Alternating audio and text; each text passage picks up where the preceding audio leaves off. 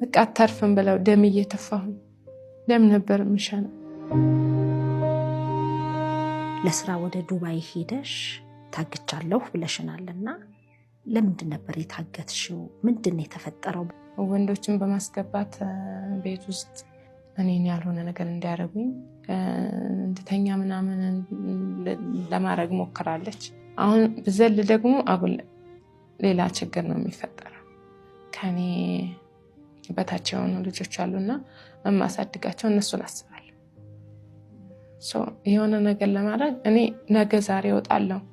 እኔ ህይወቴን ትቼዋለሁ። ብሞትም ለአምላኬ ነው፣ ገባሽ?